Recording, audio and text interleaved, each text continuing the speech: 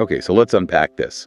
We are diving deep into a topic that it subtly controls and, well, frankly, often sabotages modern life. We're talking about the relentless pursuit of instant gratification. Right. And this isn't just about, having a bad habit or lacking willpower. It's about the invisible chemical mechanisms that are basically dictating our focus, our drive, and ultimately our satisfaction. Feels like a really necessary deep dive into what we could call the modern malady. It is. We're going right to the heart of the matter, looking at the system that governs our motivation, which is dopamine. And the sources you've shared, they're largely centered around this concept of the dopamine detox, which was popularized by Thibaut Maurice. And they paint a vivid, sometimes a kind of alarming picture of how all this constant low-friction stimulation leaves us feeling both really busy and profoundly empty. Right. So our mission today is to move beyond that surface-level advice of, just stop scrolling. We really need to uncover the actual neurochemistry at play here. Understand how this system, this really vital system, gets hijacked every single day. Exactly. And most importantly, learn how to reset the brain for deeper satisfaction and, the sustained effort you need for those big long-term goals. It's about regaining mastery over our attention. And this whole phenomenon, it really starts with something you noted in the material. It's a tiny universal observation that just speaks volumes. Oh, the example of checking the phone. Yes, the compulsion to fill even the smallest gap of time with some kind of stimulation.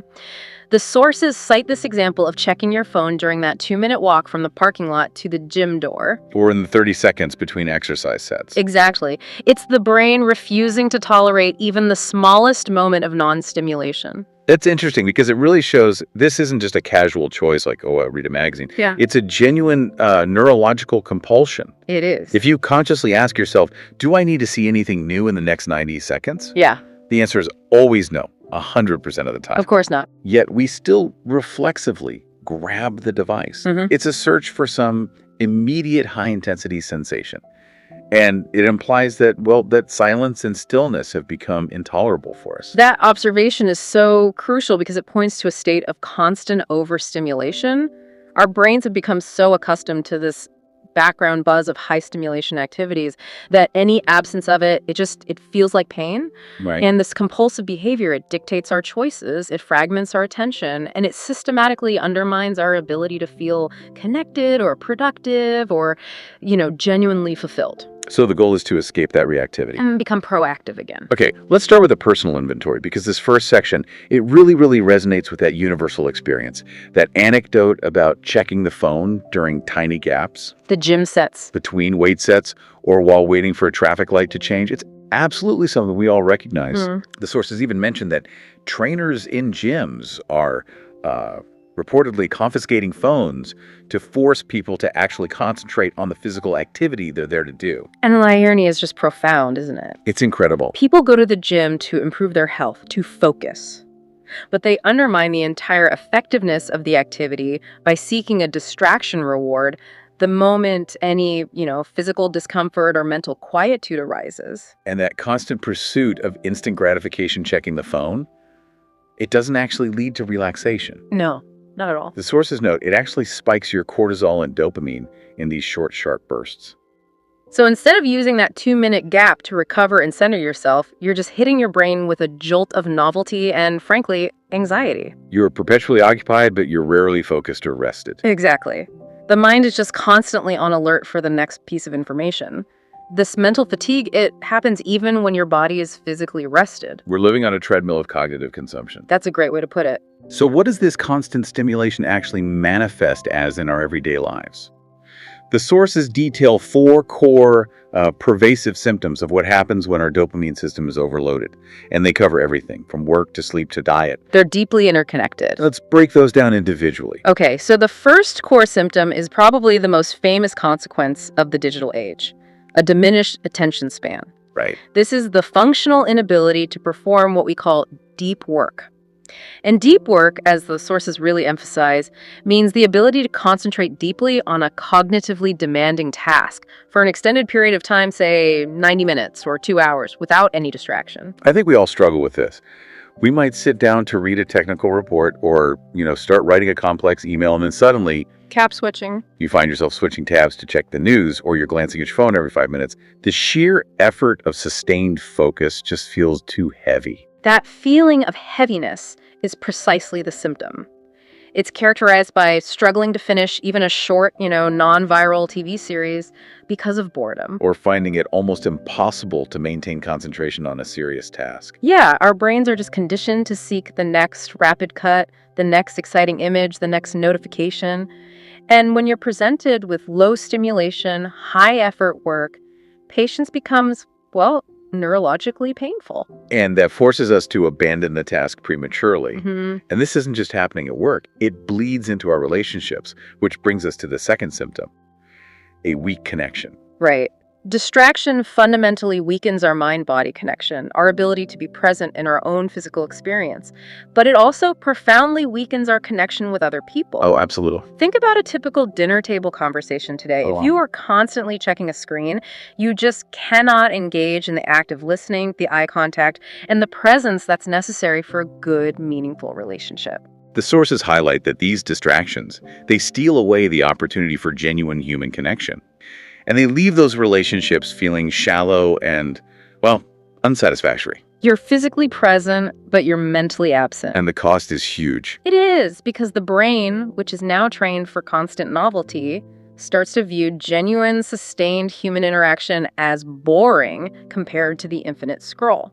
So we seek these high dopamine, shallow interactions like likes and comments, instead of the low dopamine, high fulfillment connections like a deep conversation or just shared quiet time. And this just compounds that sense of emptiness. It does. That fragmented attention then takes its toll later in the day, which leads to the third major symptom, sleep disruption. This is a classic feedback loop.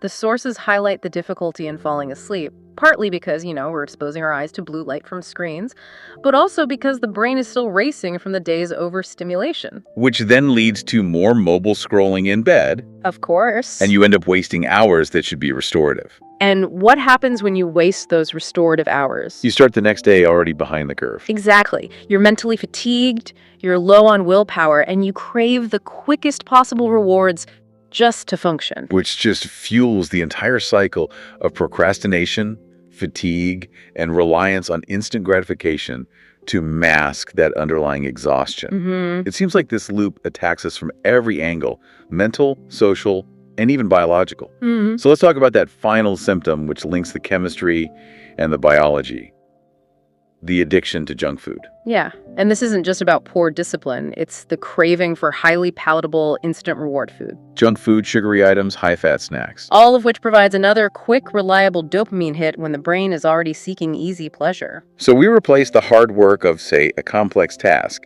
with the easy reward of a chocolate bar. Precisely. The processed food industry, much like the tech industry, knows exactly how to exploit our biological reward system. They engineer foods to be hyper-palatable, providing maximum sensation with minimum effort, immediately flooding the brain. So if we connect this to the bigger picture, the central paradox here is what the sources call the emptiness loop. Mm-hmm. We are constantly occupied, notifications, consuming content, seeking snacks, but we are rarely productive or deeply fulfilled. And that constant pursuit of quick rewards is the single biggest enemy of long-term satisfaction. So we've created an environment that conditions us to prioritize this temporary comfort over the sustained effort that's required for meaningful goals. And that ultimately leads to this profound sense of emptiness, low self-esteem, and apathy as we watch our real ambitions just slip away week after week. We are living on an autopilot of reactivity. We are. We react to notifications, we react to cravings, we react to the urge to escape boredom.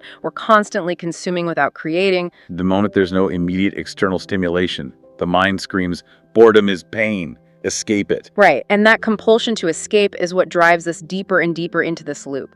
To truly break free, we have to understand the chemical mechanism that's driving this whole engine. Okay, so we're moving into the science here. To fight this problem effectively, we have to understand the underlying tool that's being misused. Dopamine is widely known as the feel-good chemical, right? It's a neurotransmitter that's crucial for the brain's reward and motivation systems. But we need a crucial clarification here, which the sources emphasize over and over again because it completely changes how you approach motivation. Okay. Dopamine is fundamentally a desire and drive generator, not simply a pleasure chemical. So it's the chemical of anticipation. Anticipation and seeking, exactly. It's released before the reward is acquired, and it's what drives us to go get it. So it's not the feeling of happiness itself. It's that powerful engine inside you that says, go get the reward. The satisfaction is just over the horizon. Yes. It's about anticipation and motivation, what the sources refer to as conquest, not just comfort. That's a great distinction. The dopamine spike is often higher while you're scrolling, in search of the next interesting post than when you actually find the post itself. That distinction is critical. If we understand dopamine as the driver of desire, it explains why we compulsively seek things, even when they don't bring us lasting pleasure. It motivates action, sometimes regardless of the outcome. And behavioral science demonstrates exactly how this system gets wired into our learned behaviors. Right. We can look back to the classic psychological experiments to illustrate this. Specifically, B.F. Skinner's work on reinforcement. Skinner identified 3 core types of reinforcement that lead to learned behaviors, and understanding them shows exactly how technology and food companies hook us. Let's start with the simplest one, which really forms the basis for all habit creation. Okay, so first we have positive reinforcement. This is the most straightforward. A behavior leads directly to a predictable reward. Like in Skinner's classic experiments. Exactly. The rat presses the lever and food immediately drops into the cage. The predictability reinforces the action. And in human terms. You complete a difficult task and your boss sends a congratulatory email. Or you study for an hour and you get a clear, measurable result in a quiz. So it establishes a clear, reliable habit. Action A leads to predictable reward B. Simple as that. Then there's negative reinforcement, which is often confused with punishment, but it's actually about avoidance. Right. The behavior leads to the cessation or removal of a negative, uncomfortable stimulus. So the action is rewarded by making something painful or unpleasant just disappear. Exactly. For example, scrolling your phone might remove the immediate anxiety or discomfort of boredom. Or it silences that nagging feeling of needing to check your email. Right. The brain learns. Discomfort arises, I scroll, the discomfort disappears. This powerfully reinforces the avoidance of difficult emotions. So you're rewarding yourself for not feeling something. Mm-hmm. And the most insidious of the 3, the one that's fundamentally used by social media platforms and games, is the 3rd type. Right, yes. Variable ratio or intermittent reinforcement. Let's break that down. This is the absolute key to high-intensity addiction. In this setup, the reward is completely unpredictable. The subject compulsively repeats the action because they don't know when the good outcome will arrive, only that it might eventually appear. Think of the rat hitting the liver uncontrollably. Receiving food randomly, once every 5 presses, then once every 20, then maybe once every 2. That unpredictability keeps the desire at a fever pitch. Here's where it gets really interesting and, frankly, quite chilling. We have to connect this variable ratio reinforcement directly to modern digital platforms. The comparison is not a metaphor, it's a functional description. Mm-hmm. Social media, specifically platforms designed for scrolling like Instagram, TikTok, YouTube Shorts, they function precisely like a slot machine. When you scroll, the rewards, the good pictures, the funny videos, the satisfying likes, or a meaningful comment are entirely variable. You scroll past 10 dull posts, then bam, a high-value piece of content hits you. And we don't know what we'll get next, which is what hooks us psychologically. Yes. The moment the feed loads a potentially high-value post, dopamine spikes because the brain anticipates a reward. And because the reward is intermittent, the brain demands continuous engagement to ensure it doesn't miss the next hit. We are literally mirroring the rat hitting the lever uncontrollably, just searching for that next unpredictable reward. And the sources really emphasize that this is systematic engineering. Companies are monetizing the drive mechanism of our brain by making the reward totally random and infinitely available. They've built extremely sophisticated algorithms customized to keep us engaged. Trapping us in a loop of endless variable consumption. And that systematic engineering leads directly to what we call the high baseline problem. Right. So if your brain is constantly flooded with these easy, high-intensity dopamine hits through instant gratification platforms, sugary snacks, or constant notifications, the brain adapts. How's it adapt? It begins to downregulate the dopamine receptors, and the baseline level of required dopamine rises significantly. This is like building up a tolerance. Exactly. Your brain develops a tolerance for pleasure. So what does this all mean for daily life? It means that to feel happy or motivated or even just engaged, you need even more stimulation than before. Right. So if a quiet evening with a book used to register as, say, a 5 out of 10 on the satisfaction scale, now, because your brain is used to an 8 or a 9 from a viral video, that book feels like a 2. That's a perfect way to put it. And crucially, everyday tasks. Things that offer low, steady, and delayed dopamine rewards, like reading a serious book, going for a quiet walk, tackling difficult paperwork, Or engaging in productive, effortful work. they start to feel too hard, dull, or boring. They simply can't compete. So it's not a lack of willpower, it's a form of neurological burnout.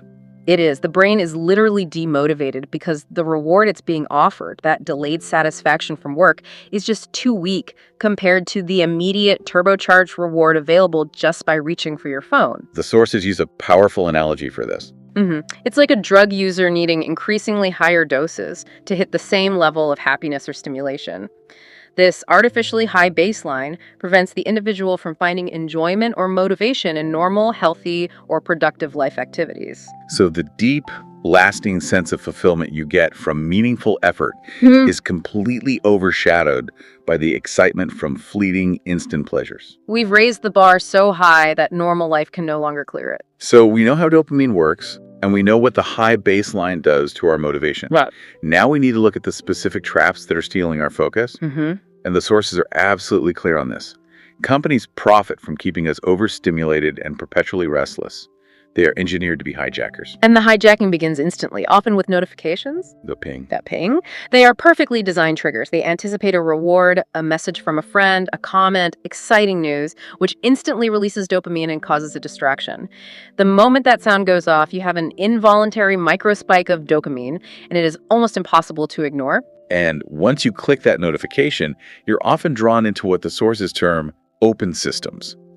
I found this contrast between open and closed systems incredibly insightful. It's a very practical way to manage distraction. Let's delve into that. Okay, so open systems are environments that provide a continuous, never-ending supply of external stimuli. There's no natural endpoint. No.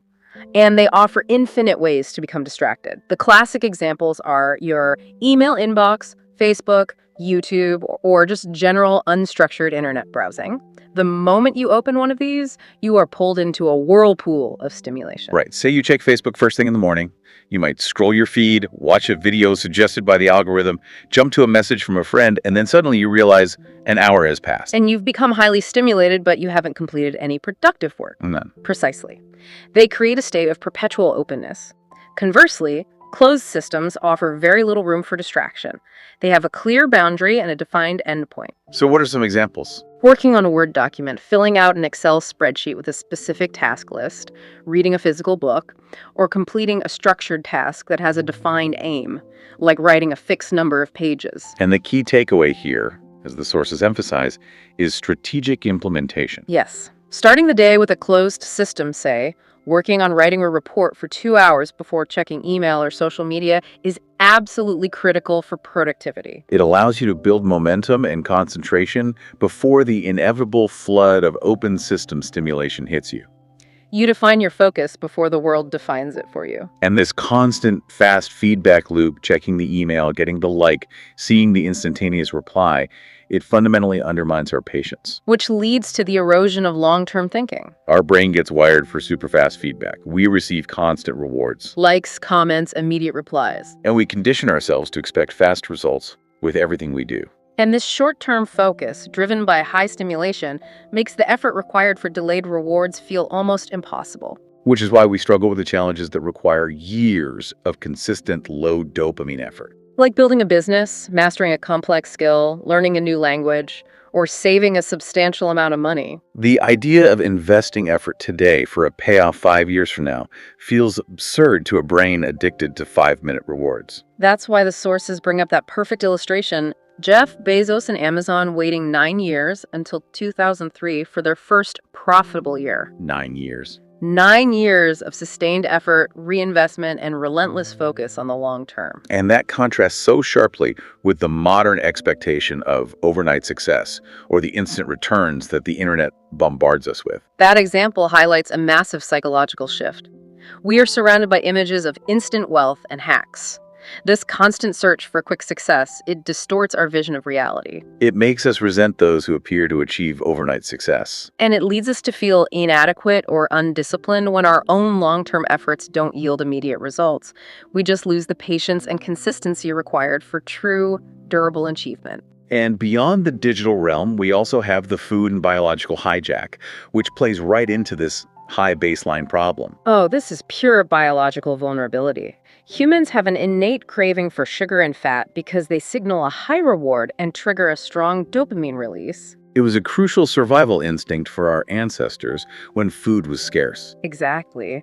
And modern processed foods are engineered with high levels of sugar, fat, and salt specifically to exploit this biological instinct, They're made hyper-palatable. to bypass our satiety signals and make us crave more and more. It's an easy, reliable way to boost the dopamine baseline when we feel low, bored, or stressed. We reach for the sugary coffee or the high-fat snack to get that immediate chemical rush. While the sources debate the precise neurochemical comparison between sugar addiction and hard drugs, The consensus is clear.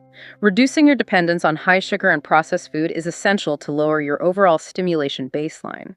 If you are constantly hitting your brain with maximum reward flavor profiles, you cannot expect a healthy, natural meal to feel satisfying. you have to regain control over your eating behaviors to reset the system. And the moment we try to break free, our own mind turns against us. It uses specific rationalizations, what the sources call the mind's tricks, to avoid the difficult, low dopamine tasks. We need to be able to identify these internal sabotage mechanisms. What are they? Okay, so these 4 tricks are the internal resistance to discipline. First one, returning to work will be easy. Which is a complete lie. It's false reassurance. Once you step into an open system, say checking one quick video, you often remain overstimulated for hours. Sometimes postponing the productive task until the next day. The reality is that once the dopamine spiral has begun, you are often not in control. The second trick. You can do it later. This is the engine of procrastination. If you allow yourself to put things off, procrastination becomes a deeply ingrained habit. The sources warn that letting small tasks slip results in regret years later when major life goals remain unmet. Because you prioritized immediate comfort over delayed effort. The third one is subtle. Excitement is the same as fulfillment. This is a powerful deception. Excitement, which is derived from instant dopamine hits, is fleeting and it's fun, but it doesn't equate to the deep sense of inner peace and fulfillment derived from meaningful, challenging work. So you have to constantly differentiate. Was the time I just spent seeking a thrill, or was I building lasting value? And the last one is a big one for our culture. FOMO. You're missing out. Fear of missing out. It's based on a scarcity mindset, the fear that opportunities or critical information are limited and that you must constantly check emails or news feeds. We have to counter this by recognizing that opportunities are always available, and it's okay to miss minor events or updates. You don't need to reply immediately to every single email or know every piece of breaking news the second it happens. So the lesson from these hijackers is clear. Yeah. We have to guard against entering open systems, especially first thing in the morning. And learn to recognize these mental tricks that keep us trapped in the overstimulation loop. We need to be self-aware of our triggers before they take control. Okay, so if the problem is this high baseline and the overstimulated brain, the only real solution is resetting it. So what this really means is we're emptying the glass of water that's been constantly overflowing with instant pleasure so that we can make space and resensitize ourselves to the things that actually matter. That analogy perfectly captures the purpose of the detox. It is a temporary, intentional break from activities that provide instant gratification, and it's specifically designed to allow the brain to reset and recalibrate its dopamine receptors. So by reducing our exposure to these high dopamine activities, we allow the brain to return to a normal state. Making simple activities, reading, walking, conversation, or productive work enjoyable again, rather than feeling dull or tedious. The goal is resensitization. Exactly. This isn't just about casually cutting back, though. The authors propose a pretty extreme, intense approach, the 21-day challenge for a true deep reset. It is intense. This sounds intense. It is, because the goal is systemic change, not just symptom relief. The extreme detox approach recommended by Thibaut Maurice for a full 21 days is comprehensive because our environment is comprehensively stimulating. Let's talk about the scope of that. The high dopamine can't list. It's extensive. It's designed to eliminate nearly all external stimuli that provide immediate pleasure. Okay, so it includes the obvious ones. No social media, no binge watching, no video games, no porn, no gambling. The usual suspects. But it also includes things that might surprise people.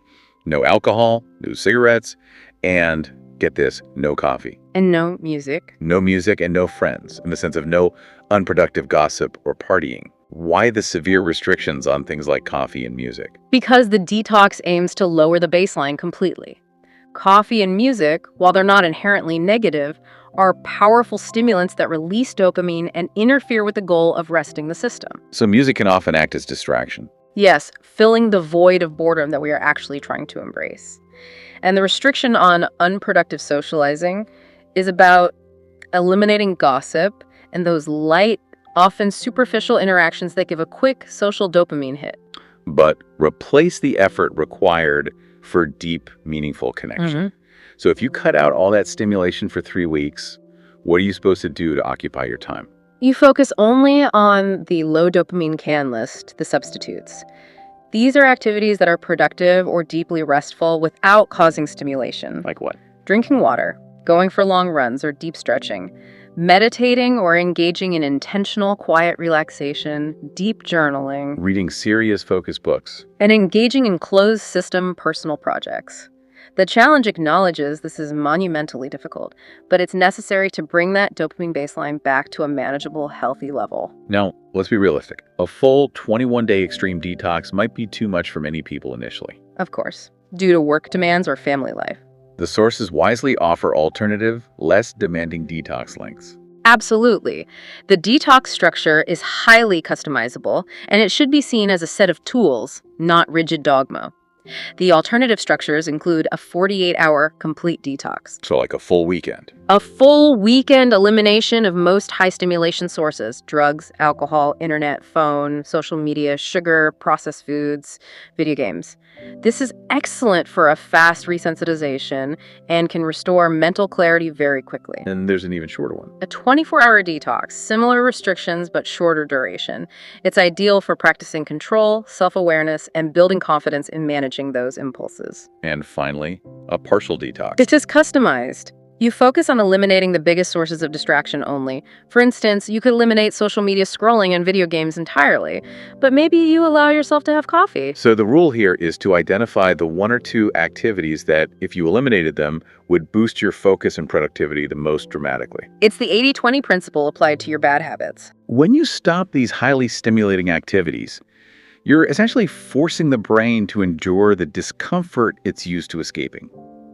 Which means we have to talk about managing withdrawal symptoms. Yes, we have to prepare the listener for the inevitable internal resistance. These symptoms are not a sign of failure.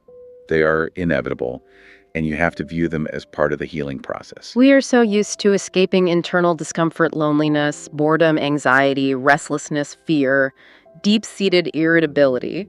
By reaching for the phone or a snack. And when we stop, those feelings just rush in because we have nowhere left to hide. So people will feel uncomfortable, anxious, maybe even angry that they can't scroll. And experience profound restlessness. That restlessness is the hallmark of the high dopamine baseline being starved. So the key is not to suppress these feelings. No, but to face them, acknowledge them, and journal about them. This negative reinforcement of discomfort is essential for growth and reclaiming control. We are training the brain to accept discomfort as normal and temporary, rather than something that must be immediately extinguished. So we absolutely shouldn't fear boredom. No. Handling boredom is perhaps the most important skill we regain during a detox. Boredom is not the enemy. It is the doorway to mental clarity. It's a vital detoxification process. where the brain emerges from all those unnecessary dopamine spikes. We need to remind you that boredom leads to creativity and calm because the mind is finally forced to create its own internal stimulation instead of relying on external inputs. And the sources suggest a great practical tip for this: the boredom walk. Yes, a simple 20-minute walk without a phone, without music, without any distraction, just observing your surroundings. And if you find yourself fidgeting, feeling intensely restless, or just hating the silence, That's a clear signal that your mind needs this detox. We are essentially forcing the mind to become comfortable with itself again, which is the foundational step toward discipline and focus. all right, so once the baseline is reset, or at least lowered, we need a system to prevent a relapse. Willpower is finite. It is. We have to rely on structure. And the core of that system is brilliantly simple and scientifically backed: the friction strategy. This strategy uses the inherent laziness of the human mind to our advantage. We hate wasting energy. We do. The principle is, the less energy required to do something, the more likely the action is. Therefore, we use friction to influence our choices. So we apply two simple yet highly effective tactics. We add friction to bad behaviors, and we remove friction from good ones. Correct. Adding friction means making undesirable behaviors harder to access. This can be as simple as removing social media apps completely, forcing you to use the less convenient browser version. For maximum effect, put the phone on airplane mode in a separate room during work. I love the extreme suggestions in the sources here. For chronic late-night scrolling, you could physically put your internet modem in a locked cupboard in the basement. Requiring you to expend multiple steps and significant energy just to turn it on. Right. That layer of effort often defeats the impulsive urge. You're creating a barrier that interrupts that automatic impulsive feedback loop. Other methods include using browser extensions like Newsfeed Eradicator or DFTube to remove video suggestions and notifications from sites like YouTube. You're removing the infinite variable reward system entirely. Conversely, we must be just as intentional about removing friction from desired behaviors. Make the productive tasks easier to access. This means preparing your environment. Leave the word processor open on the computer, ready to start writing. Lay out your workout clothes the night before. Define the routine clearly and use relaxing, focused music, if you're allowing music, or ambient noise to cue the work block. You want zero barrier to entry for productive activities. When the barrier to entry is zero, the mind requires minimal effort to start.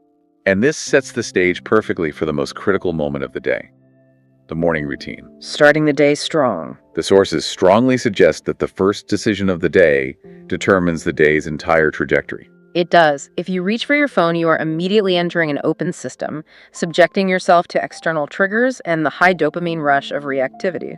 You must start the day with a closed system. What are the key elements to prioritize?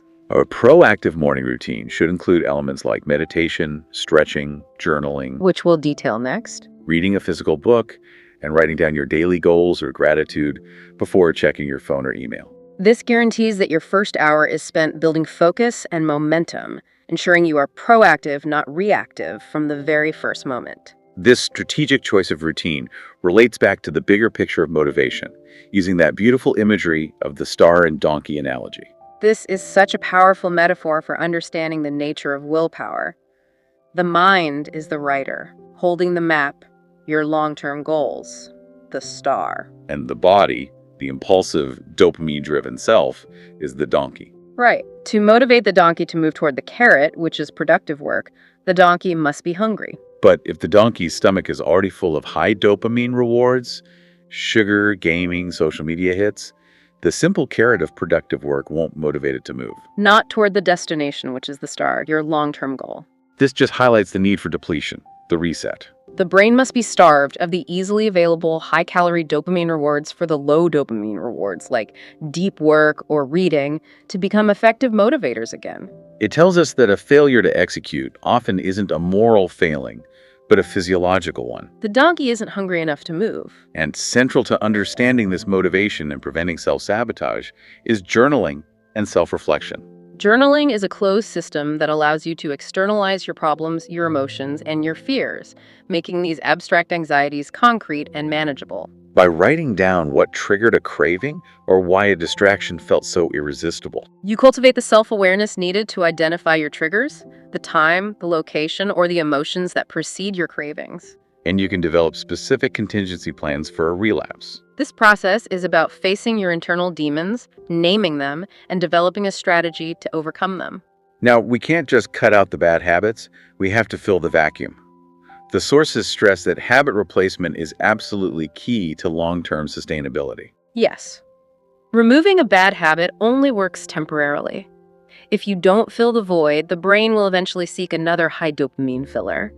We must consciously replace high dopamine habits like scrolling and binge watching with low dopamine activities that are intrinsically rewarding. Reading, engaging in creative hobbies like painting or playing an instrument. Physical activity, meaningful conversation, or quiet time in nature. The moment a trigger or an urge arises, we substitute the compulsive reaction with a conscious action. Instead of reaching for your phone when you're stressed, you consciously perform 3 deep breaths or take a short walk. That practice of delaying gratification is essential for strengthening self-discipline. And specific mindfulness techniques are powerful tools for building this internal control and making those replacements sustainable. Let's detail a few of those low dopamine activities that help ground us. Okay, first, mindful breathing. Simply focusing on the sensation of breath, the cool air entering the nostrils, the slow rise of the abdomen. This anchors you to the present moment. Which naturally calms anxiety and reduces the stress that often fuels the craving for instant gratification. It's an immediate, free, portable tool for emotional regulation. What's another one? A body scan meditation. Systematically observing physical sensations from your head to your toes.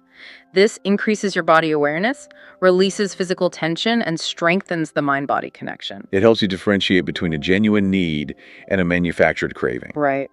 And finally, mindful eating. This is crucial for regulating the food reward system. It means savoring each bite, engaging all your senses, chewing thoroughly, and listening precisely to your body's signals of hunger and fullness. It breaks the habit of just shoveling food for a quick dopamine hit. And it restores an appreciation for simple nourishment. So we've gone from crisis to reset to implementation. The ultimate outcome of this journey isn't a restrictive life, it's a life of profound control. The sources frame this idea as discipline as freedom. And that is the paradox, isn't it? Discipline is not punishment or deprivation. It is the necessary structure that leads to true freedom, confidence, and inner peace. By consistently engaging in discipline routines, we reinforce positive neural pathways. Becoming the master of our impulses rather than their slave. We gain the freedom to choose our actions rather than being compelled by a craving. To make that discipline effective, we need to focus our energy strategically. We apply the 80-20 rule, the Pareto principle. This means we must focus our limited willpower on the 20% of tasks that yield 80% of the results. This requires thoughtful prioritization, ensuring that the critical tasks, often the challenging, low dopamine ones we want to avoid, are addressed first. And by concentrating energy on these high-value activities, we maximize productivity and create a sense of deep, durable accomplishment that fuels further healthy motivation. The detox approach can also be customized for the learner-specific motivations, what the sources call goal-specific detox application. How do we tailor this? Well, we need to align the detox directly with the desired outcome. For productivity, for instance. For productivity, you use strict time management techniques like the Pomodoro technique, 25 minutes of intense work, 5-minute break, and crucially, you set specific, measurable, achievable, relevant, and time-bound SMART goals. So the detox here means eliminating distractions during those focused blocks. Exactly, and for health and fitness. The detox here means creating a healthier environment. Remove the unhealthy processed foods and sugar from your home entirely. Meal planning is essential. And you set specific, measurable fitness goals, like a specific workout regimen or a target number of steps. Accountability is also key here. Sharing your goals with a partner or a group to add that positive social reinforcement. Now, we mentioned that dopamine is not the enemy, it's the fuel. The final, advanced stage is learning how to use it strategically, harnessing dopamine as fuel. The unstoppable system. This is the breakthrough insight. We are not trying to eliminate the impulse, but to redirect the energy of that impulse toward our purpose. The ultimate goal is to use dopamine strategically as fuel for success, rather than letting it be drained by the slot machine. So how do we turn the fuel back on for productive work and use those high dopamine hits to our advantage? We implement an intentional reward system. Work first, dopamine later. Okay, break that down. High dopamine activities, a short video, a small treat, checking social media, are only allowed as rewards after completing a difficult, productive task. For example, I will complete 30 minutes of focused writing, then I will allow myself 10 minutes of social media. This trains the brain to associate sustained effort and discipline with pleasure. It strengthens the neural connection between action and long-term goal achievement, making effort itself the necessary price of the reward. It's intentional self-manipulation for productive outcomes. And for those moments when the cravings hit during a work session, we need an immediate, substitutable action. That's where the trigger equals task rule comes in. Every single time a craving, a trigger for scrolling or sugar or some mindless activity arises, you must immediately substitute it with a small productive task. That might be 10 push-ups. Or 5 minutes of focused journaling about the trigger, or reading one critical page of your work material. This simple substitution redirects the compulsive energy from distraction into discipline. You are leveraging the energy of the craving itself. Finally, sustaining this balance requires more than just internal discipline. It requires long-term consistency and support. And consistency over perfection is absolutely crucial. Setbacks are inevitable and they're normal. We have to cultivate a resilient mindset and practice self-compassion when we fail. Analyze the cause without judgment and immediately restart the system. And crucially, establish accountability through partners or groups and prioritize the cultivation of real, deep relationships. Because active listening and quality time with loved ones offer a healthier, more sustainable dopamine profile than the shallow, addictive satisfaction of digital connection. Genuine human connection offers fulfillment, while scrolling offers fleeting excitement. This has been an incredibly thorough look at how we unconsciously allow our brains to be hijacked by the instant gratification machine, and the surprisingly simple yet challenging steps required to regain mastery over our attention and our lives. It truly is a transformative journey that reshapes our fundamental relationship with pleasure and productivity. We started with the idea that modern life leaves us busy but empty, running on neurological autopilot. And our deep dive into the sources shows that true, durable happiness doesn't come from the frantic pursuit of instant gratification. It comes from engaging deeply with activities that resonate with your values. You decide the direction of your dopamine energy. Will you let it be drained by the scroll, or will you use it as concentrated fuel for your deepest ambitions? And that leads us to the final provocative thought for you to consider as you wrap up this deep dive. If your phone is currently an open system, providing infinite random distraction, what one boundary, starting tomorrow morning, whether it's physically moving the router or simply turning off all notifications until noon, will you set to make yourself the master of your attention, not its slave?